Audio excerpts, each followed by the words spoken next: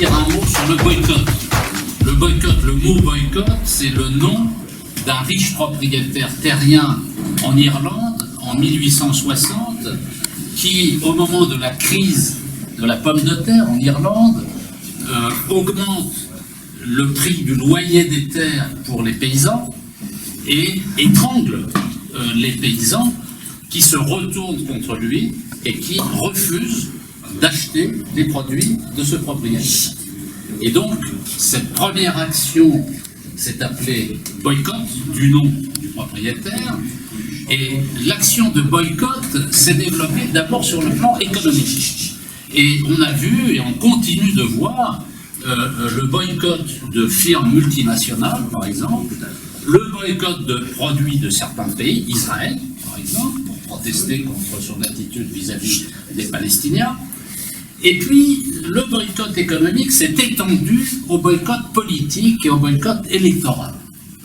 C'est ainsi que nous avons publié, par exemple, une histoire du boycott à l'échelle internationale et que vous trouverez sur le site de la DPC, Dynamique Populaire Constituante, qui montre que en Inde, en Afrique, en Amérique du Sud, il y a énormément, depuis des décennies, des actions de boycott électoral.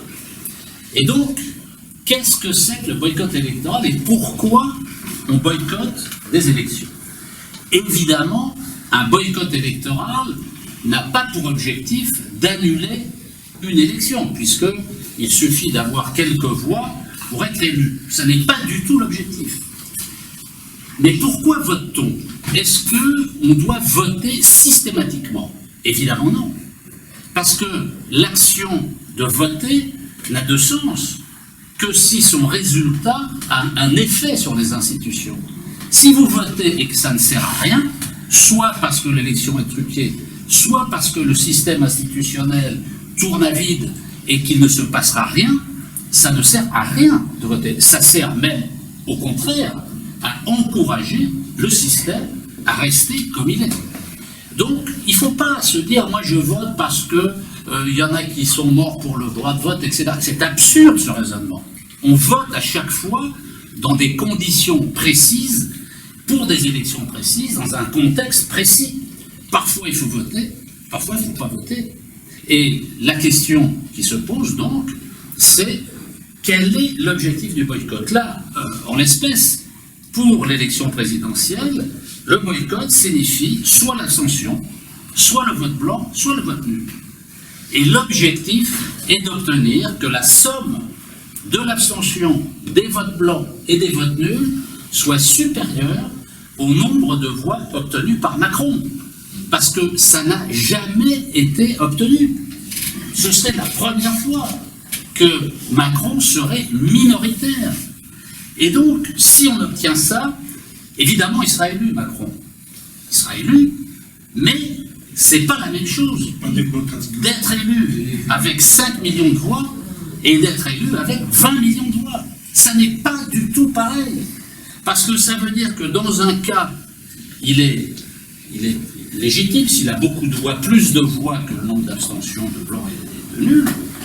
Mais si c'est l'inverse, s'il y a plus d'abstentions de blancs et de nuls, il est illégitime. Et il faut donc comprendre la différence entre la légalité et la légitimité. C'est ça que beaucoup de gens ont du mal à comprendre. Alors, comment... la légalité, c'est quoi? Celui qui a le plus de voix, même s'il n'en a pas beaucoup, il est élu. Voilà, c'est légal.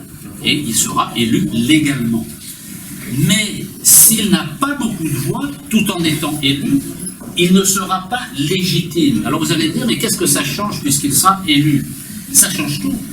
Parce que la notion de légitimité, c'est une notion fondamentale qui est supérieure à la légalité.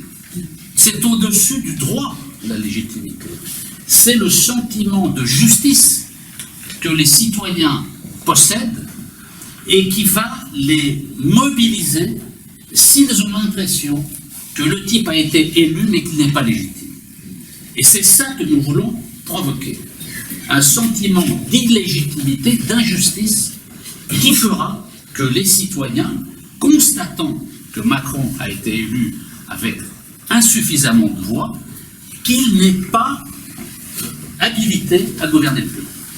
Et qu'à partir de là, évidemment, des luttes populaires vont se développer. Et ces luttes populaires seront légitimes à se développer. Et à partir de là encore, nous pensons que cette stratégie, aujourd'hui, va parce que ça n'est pas gagné. On peut gagner ça, mais ça ne l'est pas. Il faut mener une campagne. C'est-à-dire que le boycott, c'est une campagne politique comme une campagne pour voter pour un candidat. Et d'ailleurs, ça n'est pas seulement l'abstention, le boycott, je le disais tout à l'heure. C'est aussi aller voter blanc ou nul. Et c'est la totalité de ces comportements politiques qui fera le boycott. Alors, en fait, si on regarde la situation politique actuelle, l'opposition, aucun candidat d'opposition n'est en mesure de battre Macron. C'est l'évidence même, parce qu'il y a des gens qui disent ouais, il faut dégager Macron. Ben oui, bien sûr, il faut dégager Macron. Mais il faut dégager le système qui produit Macron. Parce que ça ne suffit pas de dégager Macron. Ils nous sortiront toujours des Macron si on ne change pas de système. Quel est ce système? C'est le système présidentialiste qui s'appuie sur le néolibéralisme, qui s'appuie sur une constitution qui a vidé la souveraineté populaire et la souveraineté nationale, qui les a éliminés, et qui fait que désormais, c'est la classe dominante qui a tous les éléments en main. Par conséquent, cette défaite politique, cette défaite électorale annoncée, c'est-à-dire l'élection de Macron, peut se transformer en victoire politique. Parce que il peut y avoir une somme des abstentions des blancs et des nuls supérieure au nombre de voix obtenues par Macron. Dès lors, le rapport de force politique va changer du tout au tout. Même avec Macron élu, Macron ne pourra pas développer sa politique comme il le voudra. Il sera entravé, parce qu'il n'y aura pas la confiance, parce qu'il y aura des actions multiples de différentes corporations. Et dernier élément, le système présidentialiste, on le sait, avec l'inversion du calendrier électoral et le quinquennat, fait que le Parlement, l'Assemblée nationale, devient, disons, le troisième tour de la présidentielle. Le Parlement a été vidé de ses responsabilités.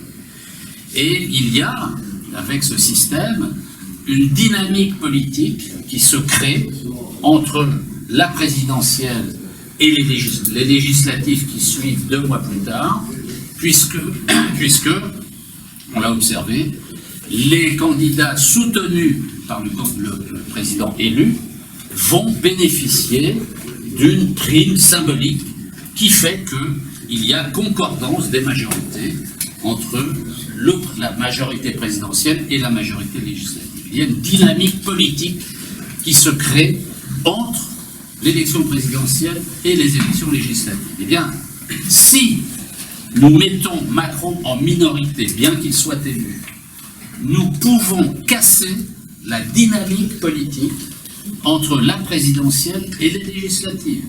C'est-à-dire que nous pouvons empêcher qu'il y ait une majorité LREM plus LR, parce qu'en fait c'est ça, plus des débris du PS et de ELV, hein, c'est tout ce magma.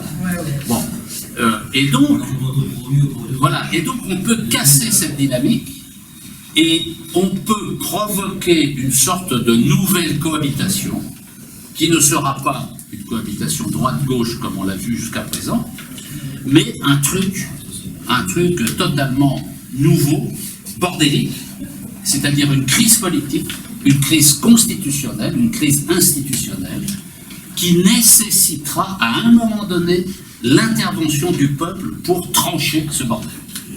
Donc voilà la stratégie qui est proposée à partir d'une campagne de mobilisation pour le boycott, avec un appel à signer, des tracts, des affiches, des réunions publiques, etc. Voilà, donc là, il faut y aller.